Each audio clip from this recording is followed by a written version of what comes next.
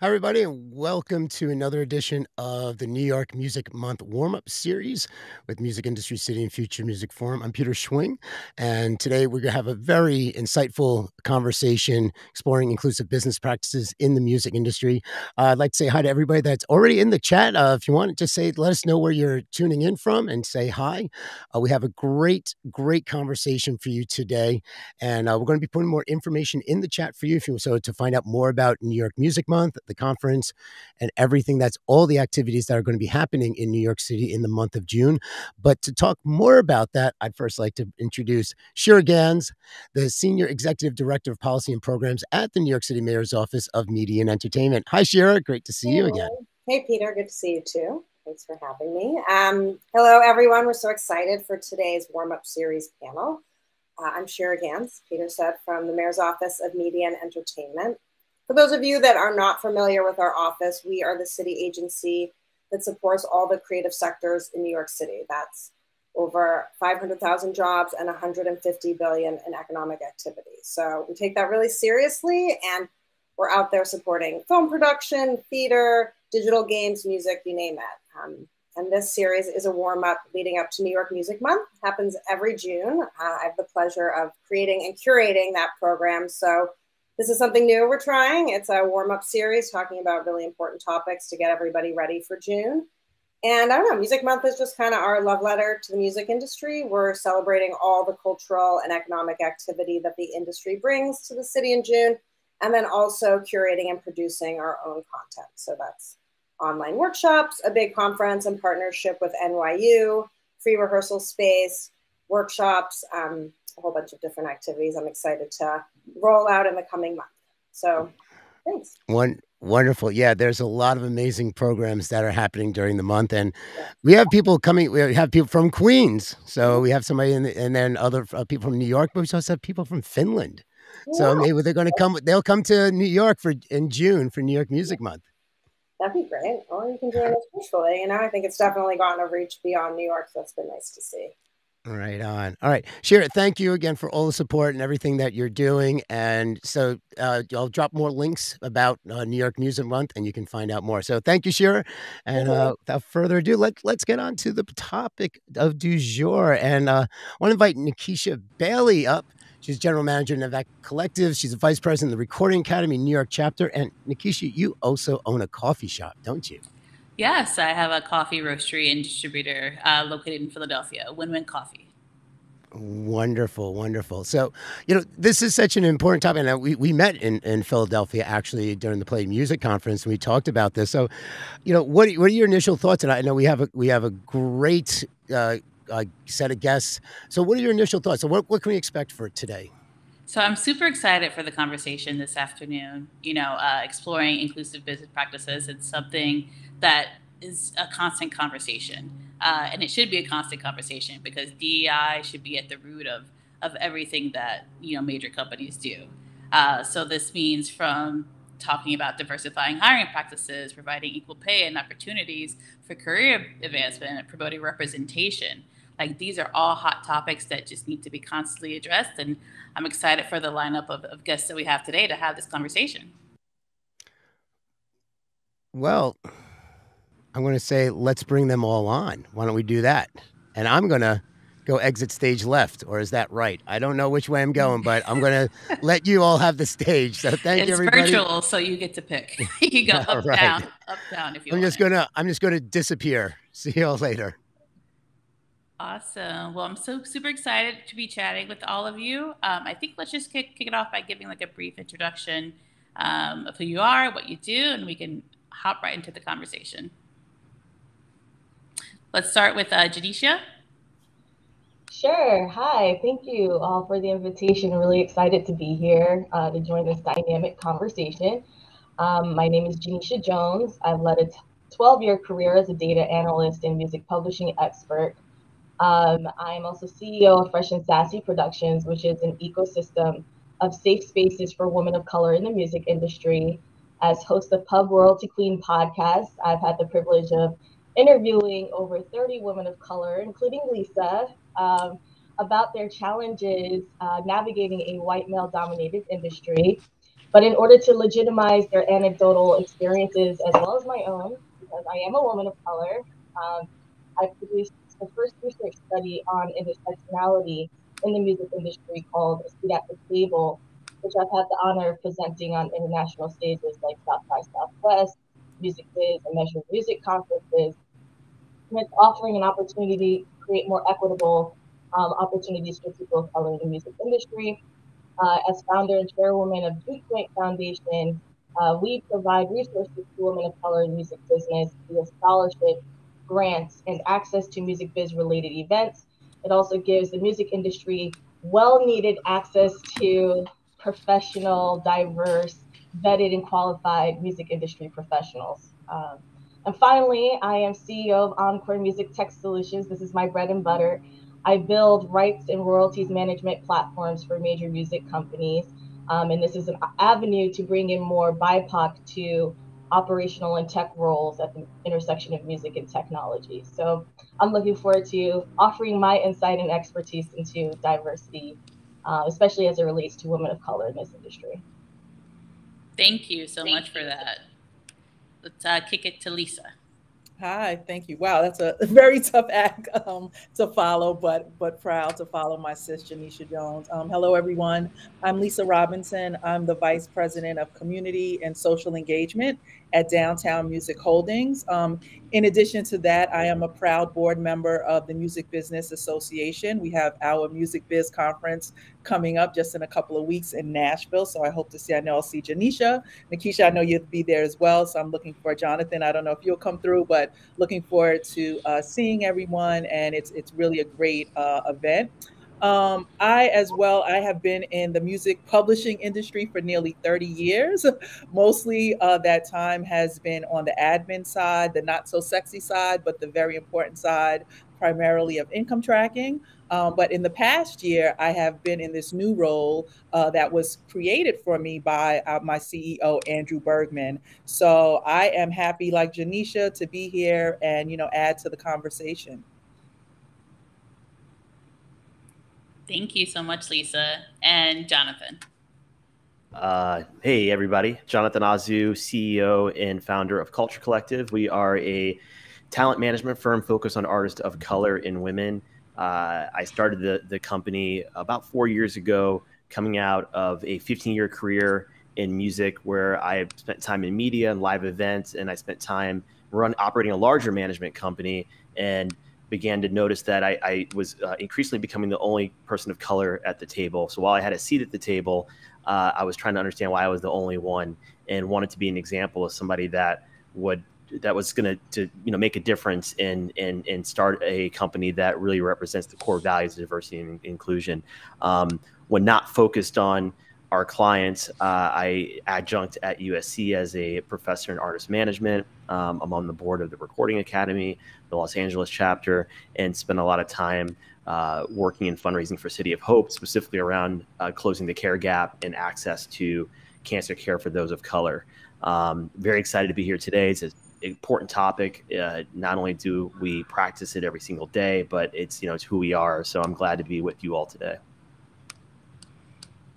Thank you. We've got like an incredible lineup and with lots of experience, lots of companies, lots of, seeing DEI change over the years. So my first questions I wanted to kick off is, what do we think, are some of the minimum DEI things that companies should be doing? I think, after George Floyd, particularly in the music industry, you saw a lot of labels and publishers putting out statements of what they were committing to.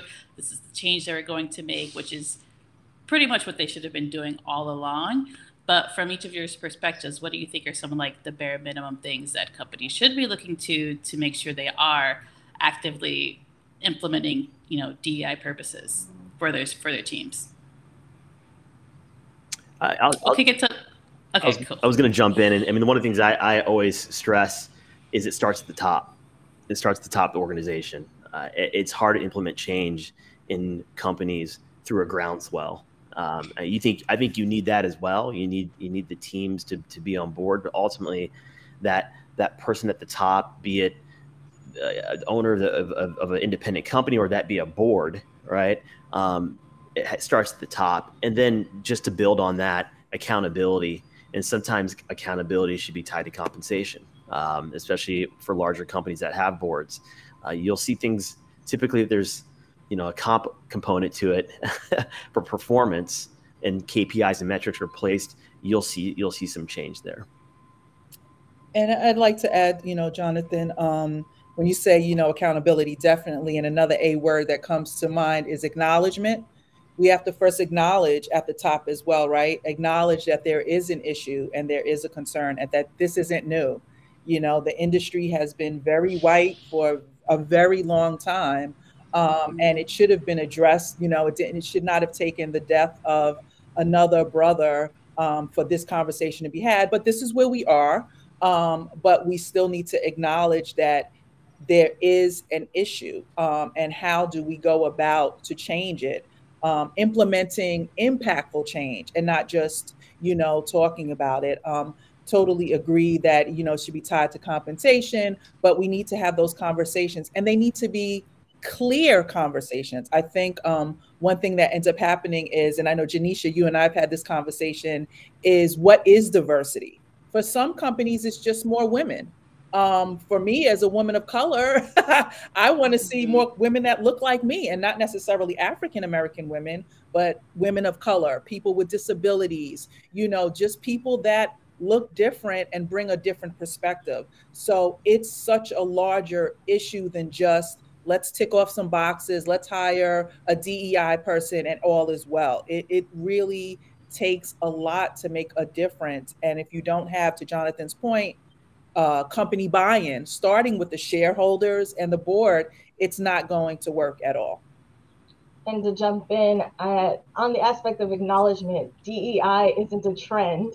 So we all need to realize that DEI is really about creating a space where everyone feels welcome, and inclusive means outside of just race and gender, like Lisa was saying, ableism, ageism, social class, all of the ways that in which we classify each other. And then there are compounded challenges at the intersection of those biases in the industry that we need to address. I would also just point to the fact that hip hop, rap, Latin music being the top selling genres, and not being, those stories not being driven by the people that share those experiences, come off as disingenuous. So that is a direct challenge that we can address by creating more diverse communities. Diverse perspectives drive larger profits because it amasses larger audiences. So even if you're just considering the bottom line, it's a sound business decision to consider DEI. I think also too, Jonathan, you mentioned like it's such with leadership. So even if you are a leader who is a white man, you're making sure to surround yourself with diverse people and people of color and people of different backgrounds, so you can have the input, knowing that you might not know anything of the experience that they have, but you're at least open to listening and implementing. I'm thinking back to what you said, Janisha. One of my first experiences when I just saw the disconnect between, like, I come from the label system. So the labels and the actual artists that we work with, is we were signing all these like young Black kids to these deals who knew nothing about how they were going to make money. They just knew they were going to get a check. That check would last them for a few months, because they didn't know about budgeting or investing or any of that. And I saw, I'm like, we were putting life-changing money into people's hands, and no one cares about anything beyond getting them to put out music, because you don't know the experience of what it is to grow up broke in a poor neighborhood. Like, you're just thinking, oh, they should be good with $500,000. Like, no, like, there has to be people on the team that understand where the artists and the creatives are coming from, or else it's not going to be a successful partnership. Exactly. And just to call it out, I've seen cases where that happens, and not only that, they're shorting the artist. So I'm going to give you $500,000 advance. I'm not going to tell you how to manage that, and we're going to put music out that I know is going to have a shelf life for a short period of time, and then we're going to be out of your business. Mm-hmm. Which is devastating. Which is devastating for an artist. Luckily, I feel like we are moving into a direction where transparency is becoming the norm. So, and now that artist tools are vastly available to an artist, they can now take managing their careers into their own hands and kind of forego some of those, challenges that a label might present to them. And let me add from the publishing perspective as well,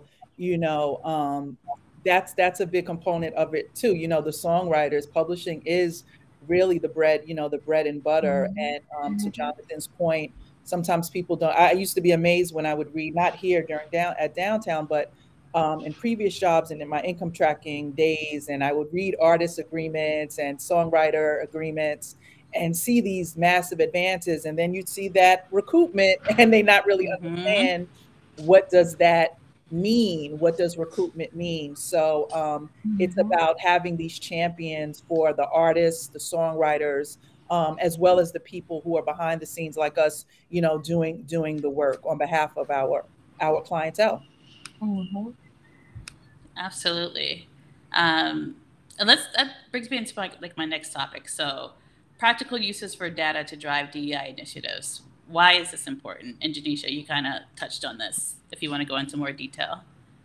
Yeah, I mean, in conducting my research study on intersectionality, I approached an agency that's pretty reputable in the music industry to help me with this. And to my surprise, they weren't able to assist because they didn't have this demographic information. And so that shows just where we are as an industry, the lack of investment into really using data to drive these initiatives. We use data for everything else in this business, right? We use it for artist trends, targeting markets, why wouldn't we also use it for social equity? So what I do with my research is I'm showing, first of all, the specific challenges that women of color face in this industry, from barriers to entry to lack of mentorship to obviously wage discrimination, and even family dynamics and how that structure plays out in terms of support, and why it may not be the most sustainable career for someone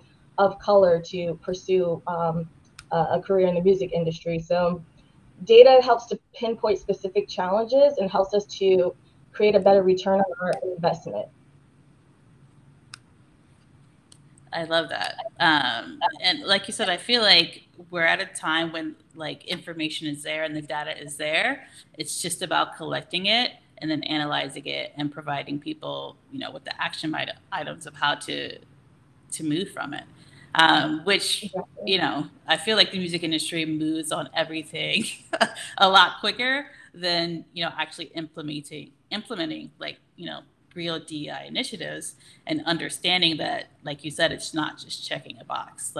And DEI, it goes beyond also just how someone looks. There are other types of diverse representation that needs to happen. Exactly. And what I noticed from even the Be the Change study that's out there, what we find marginalized groups from all over the spectrum, they have 3 specific challenges, which are deficiencies in access to the industry, deficiencies in resources, and deficiency in relationships. And with this being a relationship-driven business, if you're entering into the industry without those connections, it creates a direct economic disadvantage. And I think there's a lot of people just don't realize this is an industry that is a privilege to be in, a privilege that a lot of people can't afford, right? I know that I watched a talk that you did, Jonathan, about how there's barriers to entry. Most students, that are from marginalized communities, they take on student loan debt in order to finance their education. And then the vast majority take on unpaid internships. So you're already entering on an unequal footing in this business. It's how do we use this information to restore that balance?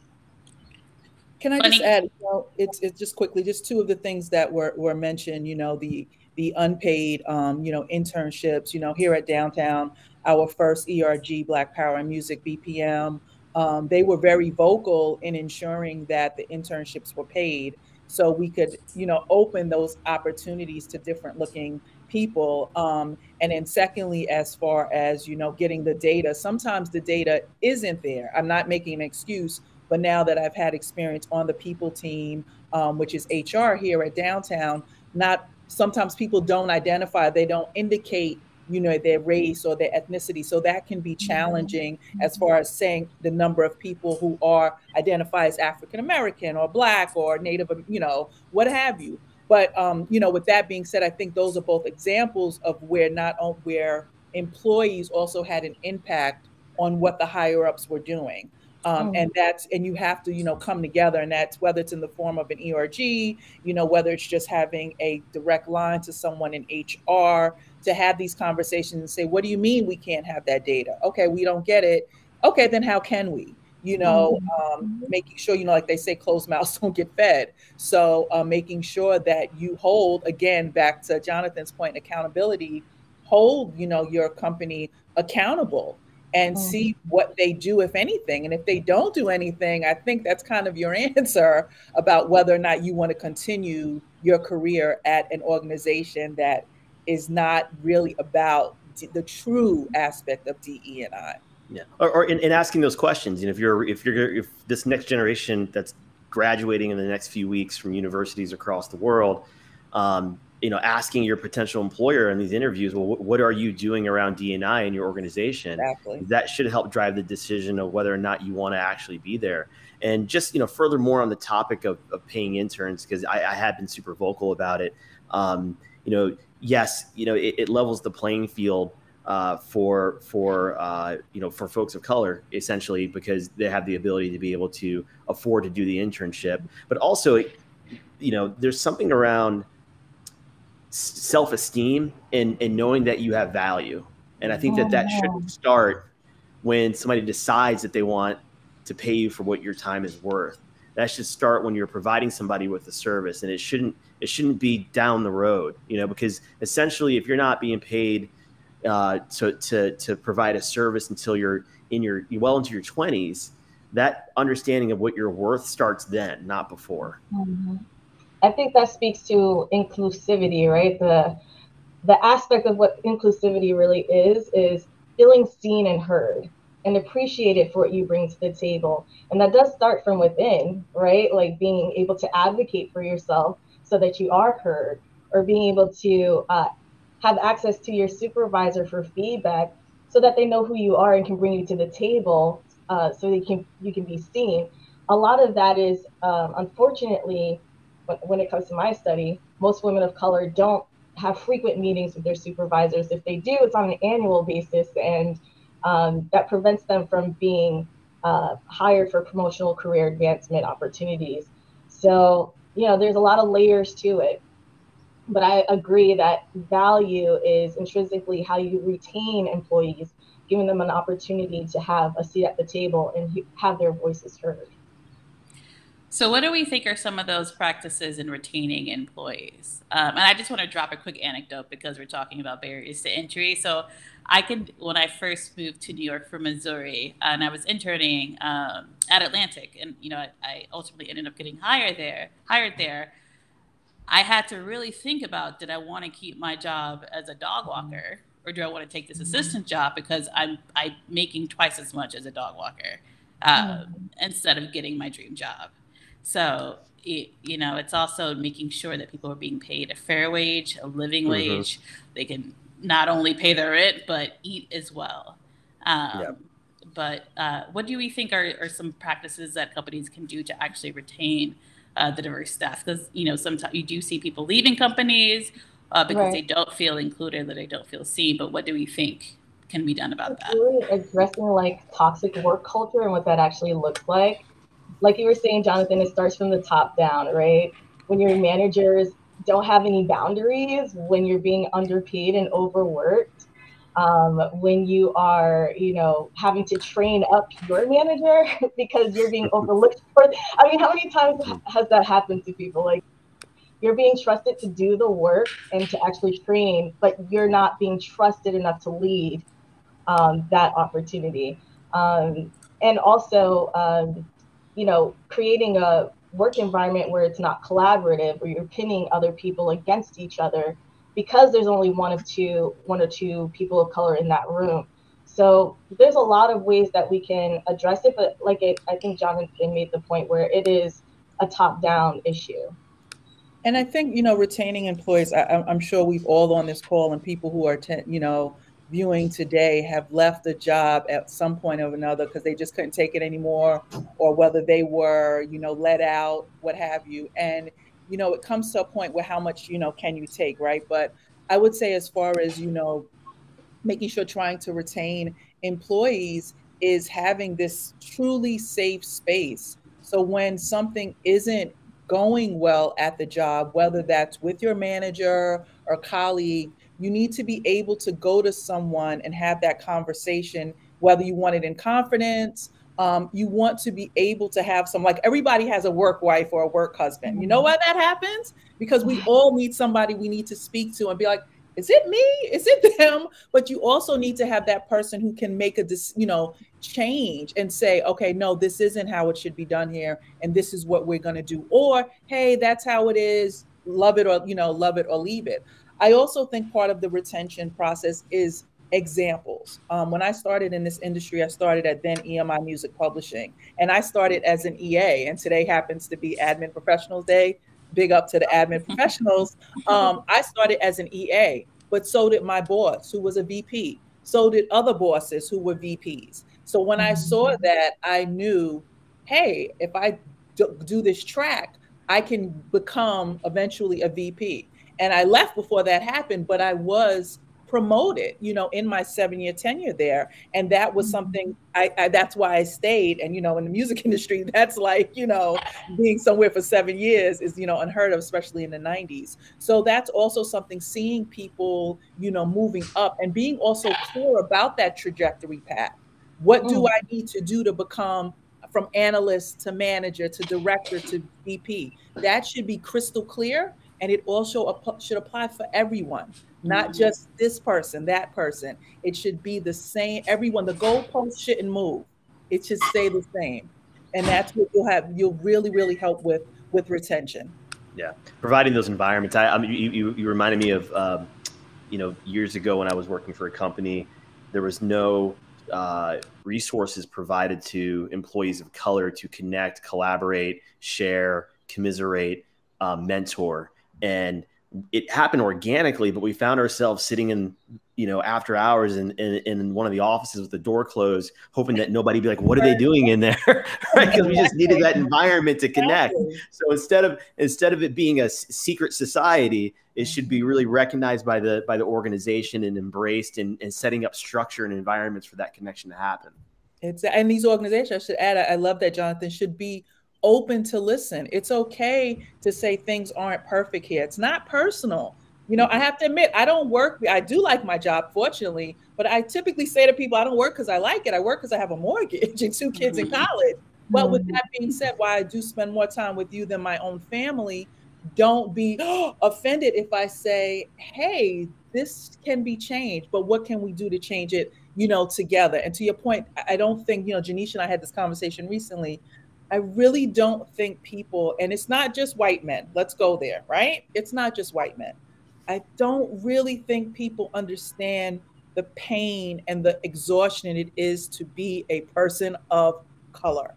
And it's not our job to teach you, but just read the news, open the paper, just see what it means, and then add on top of that the microaggressions and all this other stuff. Again, I'm not giving anybody a pass to behave a certain way, but there is a walk that we walk, and we have to just always be so resilient, always have our capes on. It's so exhausting. So this is why we do need to commiserate. This is why we do need to feel like we're being valued and we're being seen, because for us as people of color, and our history shows, we've always had to struggle and create our own. But in this music industry, we call, music industry, we can't create our own. We just can't. Yeah. So we're here, we're not going anywhere. But while we're here, let's have that conversation, and let's put some actionable items in place so we can make it truly, truly equitable and equal. Because I do want to challenge that thought, though. Okay. And here's why, right? Go for it. So what my study shows is that the majority of women of color in the music industry, while they might have access to ERG groups and DEI initiatives, they go underutilized. They don't feel, and this is the question is, do disenfranchised groups feel like spaces where they're underrepresented are safe spaces, right? Like, I don't know how many people of color really go to HR for when they're experiencing distress, especially if HR is not representative of them and their culture, their communities, and have an understanding of what their distresses are. So in a way, I kind of feel like DEI and ERG groups should really focus on licensed therapy, unpacking some of those traumas and triggers that people are experiencing in the workplace, but then also providing tools for people's subconscious biases and learning how to navigate in spaces where they are, becoming more diverse and not homogenous. So that's what I would consider. I would think also too, just thinking from my own ERG experience, is that sometimes you as the Black woman or the persons of color or the minority, it becomes another actual job for you because everyone is looking at you as the expert. Everyone is like, well, what should we send the company for Dr. Martin Luther King Day? I'm like, I don't know. Aren't you? You're HR. You can send Yeah, and the burden falls on the people in there to really educate provide opportunities for the company when it should be like buy-in from everyone. So that's just another thing that comes to mind. It has to be. Yeah, it has to. Listen, I was one of the founding members of the ERG here. I know it. Yeah, it does feel like another job. But to your point, it has to be collaborative because at the end of the day, honestly, the ERGs are the company's ERGs. Mm-hmm. They're footing the bill, they're expensing it. There's but so much the companies are going to do or can do.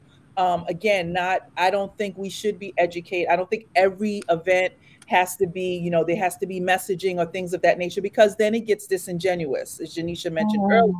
We don't need that, but we also don't always need to be the spokesperson for every time something happens. However, as far as increasing the number of people who look like us, recruiting and retaining a diverse talent pool, I do think it has to be collaborative. If I have access to HBCUs or my sorority and other Divine Nine sororities and HR doesn't, why wouldn't I share that with HR? Now, whatever HR chooses to do with it, that's on them. But that goes back to the proof is in the pudding.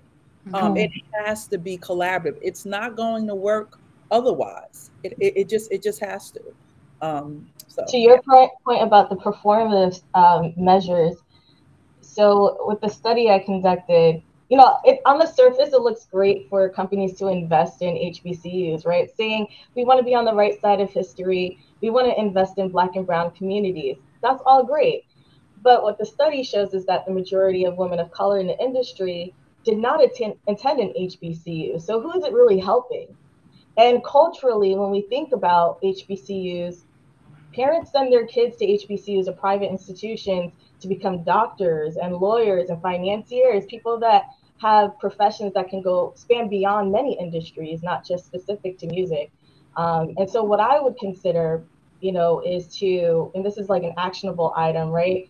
To invest in programming and initiatives aimed at the high school level, where kids have not yet considered opportunities that are afforded to them in the music industry. And before they graduate and apply to colleges, they already have an understanding of what is available to them. Yeah, and the reality is that not everybody's going to go to. Not everybody. I got into this industry not because of where I went to my university. I got into it honestly because of the passion around it. And yes, the university was a big reason how I was able to break through, but it was outside the classroom. And the reality of it is that, and this is coming from a university professor. I also sit on the board of a university, and you're going to see less and less kids going to traditional four-year institutions. It's going to become less and less.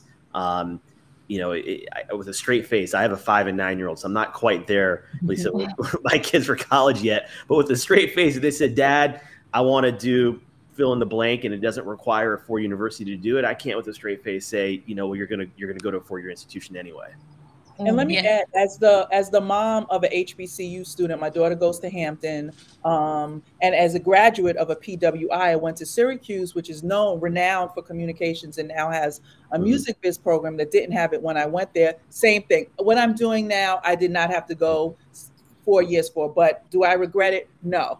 However, to your point, Janisha, where I'm saying about the HBCU, and I agree with you, high school as well, the earlier the better. But where I'm saying, as far as tapping into the HBCUs, it's about exposure. You know, it's about, I can't tell you how many interns we've had who have had accounting backgrounds, marketing backgrounds, legal backgrounds, and don't realize that that can transcend a transition over to the music industry. So that's where I'm coming from. From that, I totally get, you know, what you mean, but. And I didn't go to an HBCU, but there is a lot of talent there. And that's another example of HBCUs. Why were they formed? Because we weren't being accepted to other universities. But with that being said, do I feel like these large organizations owe it to, you know, HBCUs, to your point, being on the right side of history? Yes, why not? But do it genuinely. You know, do it, you know, you do it properly, respectfully, because these institutions have such a rich tradition. But what also works against us sometimes, which, you know, it's like, be careful what you wish for. Then you have people who don't look like these kids trying to recruit them. And they're like, why would I work this? So then we, you know, it's that, you know, we have to overcome that, you know, as well. But that's where us on this call, you know, when I tell my daughter, hey, you're at Hampton, and they're like, your mom's in industry. What? She's what? You know? But it's exposure and letting them see the few of us in hopes of more of them coming, if indeed that is what they want to do. Thank you guys for that. We do have to wrap soon, but I do want to get to one question from the audience. So Alice asks, what are some reasons you have left positions in order to preserve yourself, and what could those companies have done from a DEI angle to make the space a more healthy environment? Can I take that one very quickly? But we'll probably all have it very quickly. Alice is her name. I had a horrible experience at a job, crying on the way to work, crying home from work. DE and I wasn't even being thought of then. This was while ago. And it was a mutual thing. I probably should have left earlier than I did. And in hindsight, I realized it was probably more of a gender issue, which still is DE&I, right? And maybe some ageism as well. But you're just going to reach your point. And what I will say about this new generation, I love the fact that they're like, you know what? My mental health is being questioned. You know, I am not having it, because mental health day back in the day, what? You better sleep it off or keep it moving. That was never a thing, so to speak. But think about it. Why wasn't it? To take time for yourself, to just, you know, decompress. And so I hope you don't go through it, but I will say going through that experience made me wiser. It made me smarter, because I will never go through that experience again. The first sign of trouble, I'm out. Yeah, I would add on trust your gut. I was in an experience where I was a VP and I was managing up, and I took note that I was managing up, and I, you know, went to the CEO with, this is the promotion that I want. This is the salary that I deserve, because this is the work that I'm doing. And in that turn, instead of taking a pause and saying, let me think about it, you know, the response was to lay out every role I've had in my career and notice that I've skipped being an associate director. And in that moment, I was like, it's not for me. You don't see my value. You're trying to make me follow this guideline, and my story isn't the story of anyone else. And so I left the role, because I knew that, you know, what the role I was doing, I could get another job somewhere else. I could just feel more valued with what I was actually put into the company. You're muted. For me, I just wanted, you know, really honestly, it wasn't an issue I was having with my environment. I recognized things that were happening, but for me, it was something that was burning inside that I felt like I needed to contribute to our community. And the thing that would have pained me would be not allowing myself to open my stories up, open my relationships up, you know, be a leader, be a mentor. It would have pained me not to do those things. And this was prior to the George Floyd era, post George Floyd era. And I'm glad I did it, because if I wouldn't have, it would definitely have been one of these I could have, should have, would have, and didn't. I think there comes a point in someone's career where if you feel undervalued, at a point you start to recognize that, and you either make a choice or you stay complicit in that. So for me, I felt undervalued. I decided to switch gears, change the relationship so that I can empower myself and to be my own boss. And I'm not unique, because the majority of women of color in this industry reach a glass ceiling. They're not able to go beyond middle management. And so they start their own businesses as a way to expand and to challenge themselves and to make more money.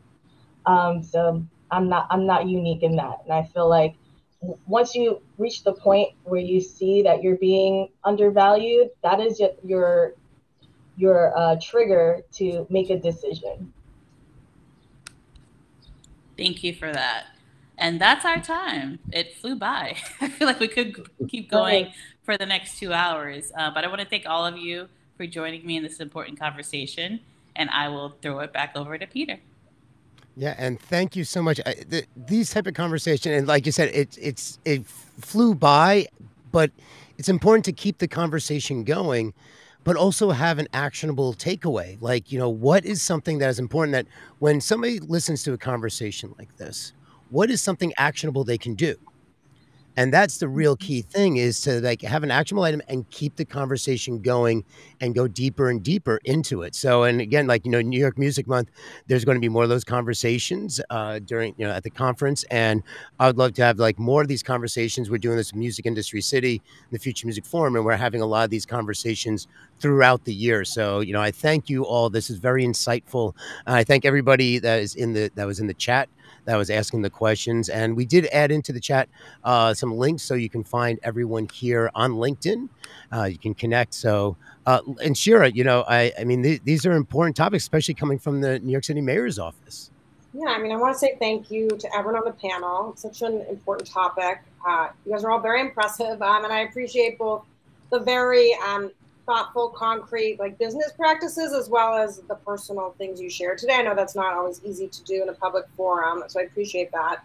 And, for me, all the work we do has an eye towards diversity and inclusion and kind of leveling the playing field. So it's interesting for me to hear about it from the business side, as I'm always thinking about from the government side. But there's definitely a lot of things you guys said that I'm going to take back to think about in the work that I do. So, yeah, I just really want to thank you guys for your expertise and your time. And, also just to say, like, we're a government. This is a government-driven program, so people donate their time. I want to be really mindful that, we value your expertise and value that you're donating it for the better good of the city and people who are tuning in from other places. So again, I just want to say thank you. It's been a great conversation. Yeah, and thank you to everybody tuning in. You can see some in the chat, a lot of thank yous and an excellent conversation. So let's keep the conversation going. And thank you, everybody, again for your time, and hope you all have a wonderful day. Thank you. Bye. Bye.